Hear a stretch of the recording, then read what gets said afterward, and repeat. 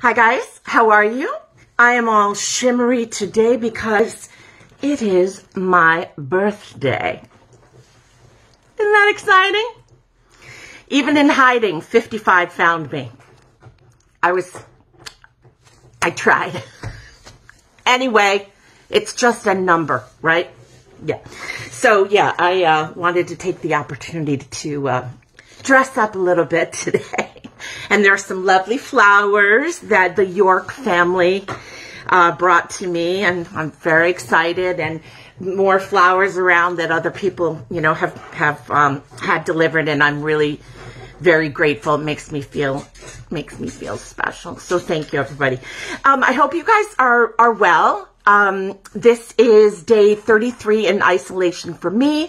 I'm sure that many of you are around the same number, and this is video 22. Okay, so today we're going to talk about songs from song cycles. Okay, so a song cycle is most often attributed to classical composers, but these song cycles were written by theater peeps. People in our tribe, you know what I'm saying? Yeah. So, sometimes these are neglected, and there's some great music from song cycles. So you may want to put some of that in your repertoire. So there are 16 songs that we're going to talk about today. All right, and these, you know, I may mention along the way whether they were traditionally or first introduced being sung by a male or a female, but anyone who identifies in any way can work on these songs if you would like to add them to your book. Okay. Here we go. Number 1 from December Songs. It's a song cycle called December Songs by the composer Maury Yeston. Now, don't tell anybody, and I'm sure Maury doesn't really care, but I don't really like his stuff, except, which is so weird, my very number 1 musical, which many of you know what it is written by this composer, but I don't like his other stuff. It's bizarre. My number 1 love musical is Titanic. And if you are not necessarily a musical theater person, don't mix that music up with Titanic, the music from the movie. Totally different, totally. Although, isn't that lovely too? Kate Winslet, blah, blah, blah. Yeah. So, from Maury Yeston's December Songs, these are my favorite. There are a couple more, but I really like these. By the River, this is super dark. And this is not an audition piece, not a coffee house piece, not a cabaret piece. This is a recital piece, or a piece where you're going to be in an appropriate venue for this kind of a really dark song. This song is about suicide, and it's beautiful. The piano accompaniment is amazing. It's beautiful. The other song from December Songs by Maury Yeston that I really love is called My Grandmother's Love Letters. Just so beautiful. Yeah, really lovely. Okay, moving on.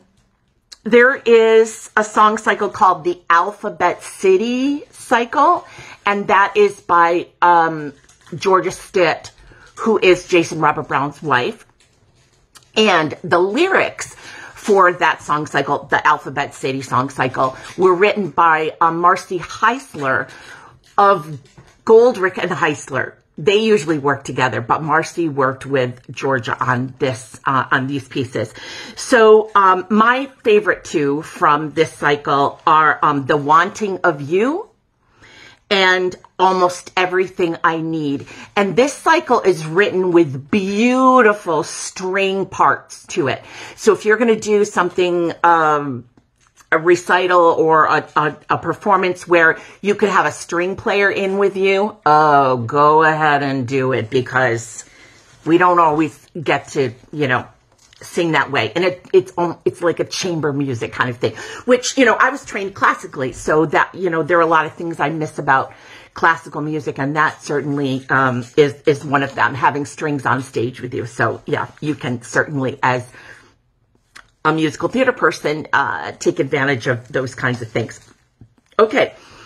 Number 5 and 6 come from William Finn's song cycle Elegies. And Elegies was written in response to 9/11. William Finn wrote about friends that had died in 9/11, and just what the city was going through, what the country was going through, what he was going through. And so, yeah, Elegies. My favorite 2 pieces from Elegies are Anytime, I can't even get through it at the piano without weeping, and another song called Infinite Joy. All right? Those are beautiful. Now, song cycles, guys, they are like a review, right? A review, R-E-V-U-E, not review like I'm reviewing my, math homework. And sometimes they have a connecting, almost a plot, but not always, right? It's just, they're connected by composer or, something like that. Or it's just a collection of songs that will not have a, boy meets girl, and then there's a conflict, and then it's resolved, and then they buy a dog, and then they move to New Jersey, and everything's fine. Okay. Moving on, number 7 and 8 on this list of 16 are from Adam Guettel's song cycle Myths and Hymns. Beautiful music. If you haven't listened to this before and you're not familiar with it, go ahead, do yourself a favor, and it doesn't even have to be your birthday, okay? You can listen to it anytime. So from Adam Guettel's Myths and Hymns, my 2 favorite are Migratory V, that's for a high soprano, and the second is Hero and Leander, that is for a high tenor. Beautiful, beautiful songs. Number 9 is from a song cycle called Closer Than Ever. And that is by Maltby and Shire. That is a composer lyricist team that wrote a lot in the late 1970s and through the 1980s. And my favorite song from that show is Miss Bird. Great song for a coffee house or for a cabaret. Very funny lyrics. Yeah, you just have to listen to the lyrics for that. Okay, moving right along. Number 10, Pasek and Paul's song cycle Edges. My favorite song from that song cycle is Lying There. Love it. Okay, so my next few songs are from Songs for a New World. All right, so that's probably, I guess I hate to say that's the most famous or that's the most popular, but I would say, at least with my students, and I would say that is the most familiar title of all of these song cycles, is Songs for a New World. First one, Just One Step. Oh my God. This is such a great song. It's for a mature woman to sing about a mezzo in range. And it is a tremendous challenge as far as breath and diction go, but it is also an acting piece. You can't just stand behind the mic and sing this song, okay? So you've really got to do something with it, and it's brilliant. It's brilliant. The lyrics are brilliant to that. It's crazy, crazy diction. Next, Christmas Lullaby from Songs for a New World, and oh, so beautiful. You can sing this in your mix. A high soprano can sing this as well. Christmas Lullaby. This is a girl singing about, she's pregnant and she's comparing herself to the Virgin Mary.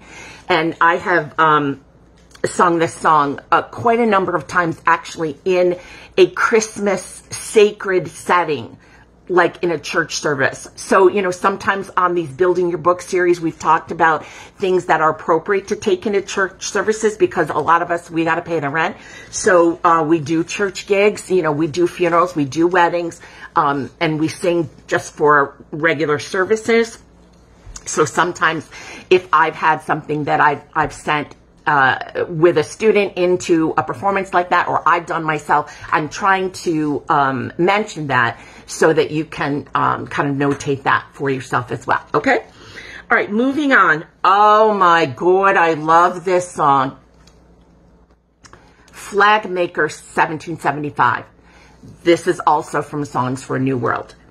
It lies very high in the voice. So this is a special voice. Either, I would say the perfect voice for this is a high mix, somebody who mixes high. And yeah, it's a lot of repeated notes with crazy diction all on one note. Yeah. It's about the women who stayed home during the Revolutionary War, and they were making flags and what was happening to them as they were staying home and their men were going off, you know, to war. Number 15 of this list of 16, the song cycle Angels, Punks, and Raging Queens. I admittedly do not know this cycle well. I only know one song from this cycle, and it's called, that was my coffee talk voice.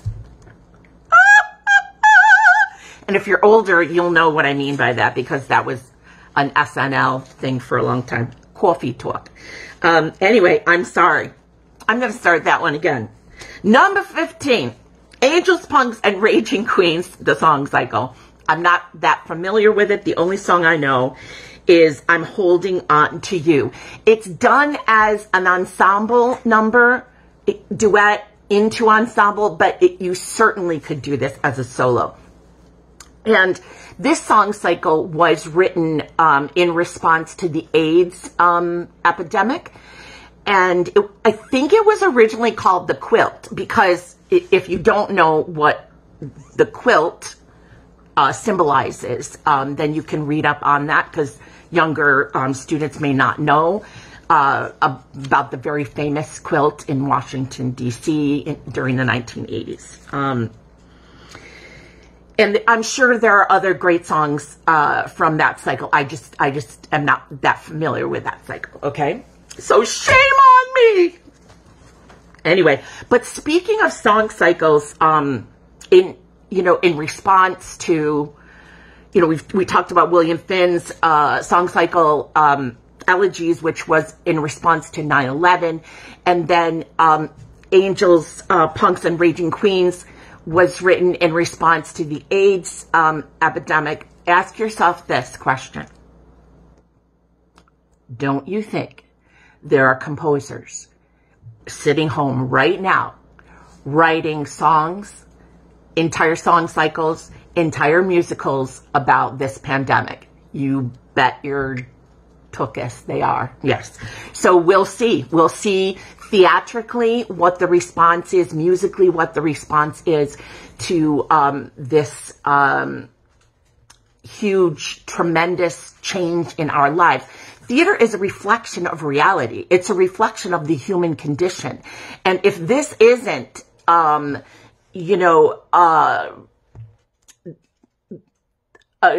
prime example of how humanity has been changed, I don't know what is, right? So I imagine there are going to be a lot of 2020 pandemic kinds of, songs written. We'll see, but I can imagine that's coming.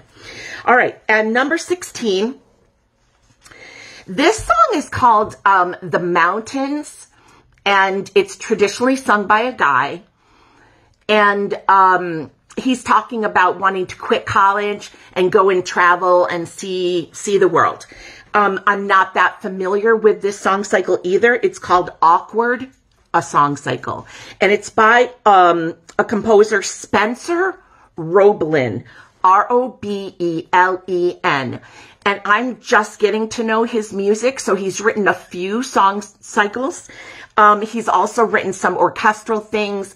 I know that, I think he also wrote a play, a children's play, or maybe a children's musical. But, you know, he's a really ambitious young guy,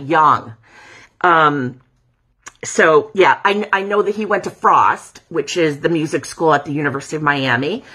And I had one student, Hannah Walpole, what an amazing jazz singer, go to Frost and graduate a couple of years ago. And then he went on to NYU Tisch to study his graduate work. So, you know, great credentials. And I think his music sounds young, but I can't wait to see, you know, what he continues to develop. So check out his song cycle called Awkward, a song cycle. The song The Mountains, it's an up-tempo, originally sung in the cycle by a guy. And, but yeah, again, anybody who identifies in any way can work on this music. Now, this music, I would say, is for high school students, college, and adults, all right? There's really not anything on here that would be for an elementary or middle school student. I would say, with the exception of My Grandmother's Love Letters, which could be sung by an advanced middle school student as well. That's my opinion, okay? So I hope you have a great, great day. And thanks for stopping by the Building Your Book series. Again, this was video 22 today. And feel free to share these videos with your friends, with other, you know, musical theater people, with your coach. Coaches, I know that you are sharing these videos, and I appreciate that so much. And if there's anything I can do for you individually, you know, please reach out to me on Facebook, or go to my website, carademanuele.com. Okay? All right. See you soon. Bye.